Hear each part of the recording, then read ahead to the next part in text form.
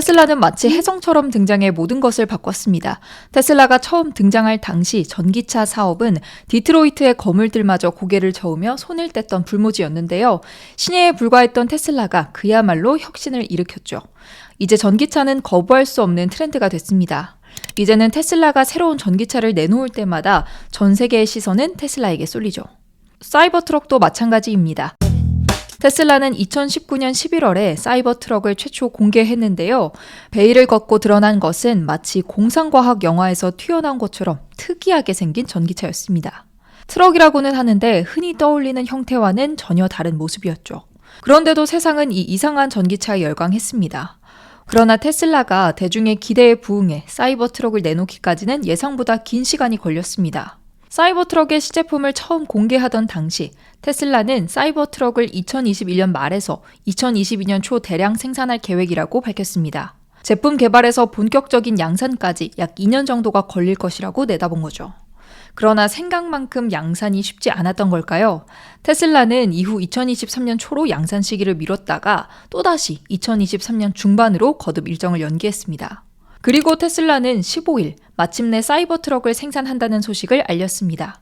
테슬라는 트위터를 통해 텍사스 기가팩토리에서 첫 번째 사이버 트럭을 생산했다고 밝혔어요. 그리고 공장에서 완성된 한 대의 사이버 트럭을 중심으로 작업복을 입고 있는 직원들 수백 명이 둘러싸고 축하하는 모습을 찍은 사진도 함께 게시했죠. 사이버 트럭의 최초 공개로부터 4년, 처음 제시했던 계획보다 2년 가까이 늦은 시점이었습니다. 그러나 오랫동안 사이버 트럭을 기다려왔던 시장의 반응은 뜨거웠습니다. 사이버 트럭 생산을 알린 테슬라의 트위터 게시물의 조회수는 며칠 만에 7,950만 뷰를 기록했어요. 우여곡절 끝에 나온 사이버 트럭이지만 단 한 대만 생산됐음에도 불구하고 시장을 뒤흔들 정도의 파괴력을 지니고 있었습니다. 특히 사이버 트럭과 같은 전기 픽업 트럭을 주로 생산하는 브랜드가 직격탄을 맞았죠. 이는 경쟁업체들의 주가 변화만 봐도 알 수 있는데요. 테슬라가 첫 번째 사이버 트럭을 생산했다는 소식을 알린 후 포드의 주가는 급락했습니다. 17일 포드의 주가는 전 거래일 대비 5.94% 하락한 14.09달러를 기록했습니다. 포드는 미국에서 픽업 트럭으로 가장 유명한 브랜드입니다. 실제 포드의 픽업 트럭 F150은 미국에서 가장 잘 팔리는 픽업 트럭입니다. 그것도 무려 40년이 넘는 세월 동안 이 왕자를 지켜왔죠. 그리고 F150의 인기는 전기차까지 이어졌습니다.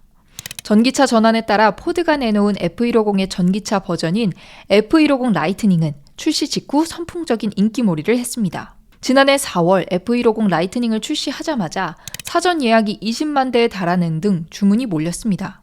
그러나 테슬라라는 막강한 도전자가 나타나며 상황이 달라졌어요. 수세에 몰린 포드는 급하게 대응에 나섰습니다. 이날 포드는 F150 라이트닝의 가격을 인하한다고 밝혔고요. 가장 저렴한 프로 모델은 1만 달러 가까이 하향 조정됐습니다. 또 최고 사양인 플래티넘 모델도 6천 달러 이상 저렴해졌고요. 포드는 이번 결정에 대해 공장 용량 증가와 배터리 원자재 비용 감소로 가격을 내릴 수 있게 됐다고 설명했지만 아무리 그래도 타이밍이 좀 절묘합니다. 테슬라가 첫 번째 사이버 트럭을 생산한 직후였으니까요. 월스트리트에서도 포드가 기습적으로 가격을 인하한 건 사이버 트럭의 영향이라고 보고 있고요. 전기차 스타트업 리비안의 상황도 다르지 않습니다.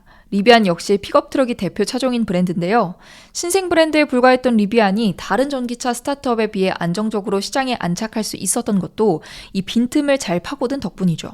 리비안이 시장에 관심을 끌어모았던 당시에는 아직 전기 픽업 트럭을 본격적으로 생산하는 기업이 거의 없었거든요. 즉 전기 픽업 트럭에 대한 미충족 수요가 리비안에 쏠렸고 그 덕분에 리비안의 전기 픽업 트럭인 아런티는 더욱 주목받을 수 있었습니다. 이후 리비안은 픽업 트럭보다는 스포츠 유틸리티 차량에 조금 더 무게를 싣겠다고 발표하기는 했지만 여전히 리비안 하면 가장 먼저 떠오르는 차종은 픽업 트럭입니다. 그러나 이 때문에 사이버 트럭의 생산 소식에 직격탄을 맞았습니다.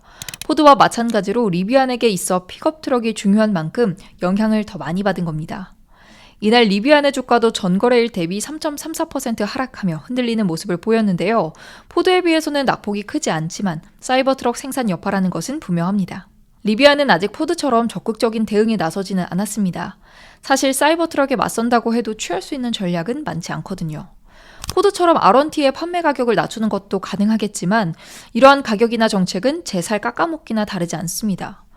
생산 원가는 동일한데 저렴한 가격에 제품을 판다는 것은 결국 기업 입장에서는 자신목의 수익을 포기하는 셈이니까요. 포드만큼 기반이 탄탄하지 않은 스타트업이 취하기에는 어려운 전략이죠. 리비아는 올해 초 이미 테슬라의 가격이나 정책에 대응해 수익성 악화를 감수하면서 판매가를 낮춘 전적이 있기도 하고요. 그러나 사이버트럭이 생산 단계에 들어가면서 포드와 리비안이 완전히 설 자리를 잃은 것은 아닙니다. 사이버트럭이 진정한 게임 체인저로 자리매김하기 위해서는 아직 넘어야 할 현실적인 난관이 여러 남아있거든요. 사이버트럭이 전기 픽업 트럭 시장을 차지하기 위해서는 일단 생산력이 뒷받침되어야 합니다.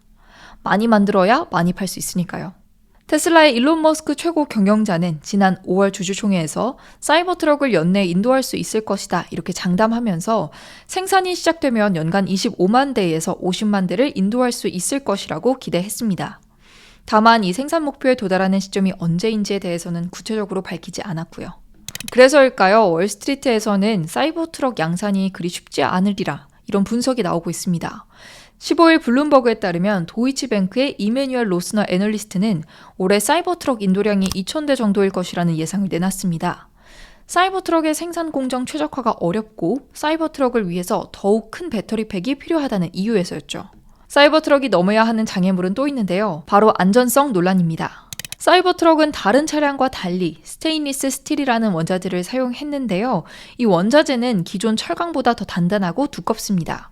덕분에 부식에도 강해 도장 작업이 필요 없다는 강점을 갖고 있는데요. 사이버트럭이 은색인 것도 별도의 도장 작업을 거치지 않았기 때문이죠. 그러나 이 원자재에는 치명적인 단점도 있습니다. 원래 모양으로 돌아가려는 성질이 강해 다루기가 어렵다는 점이죠.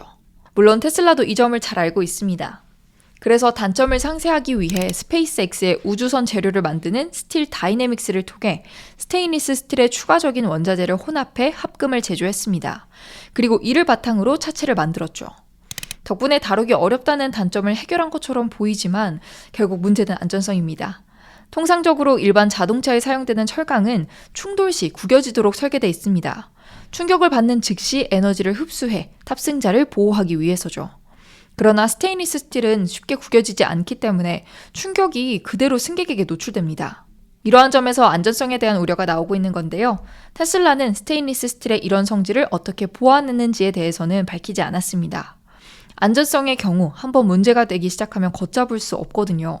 자동차는 특히 더 그렇죠. 따라서 테슬라의 사이버트럭이 진정한 게임 체인저가 되기 위해서는 가장 먼저 이런 우려를 불식시킬 필요가 있겠다. 이렇게 볼 수 있겠습니다.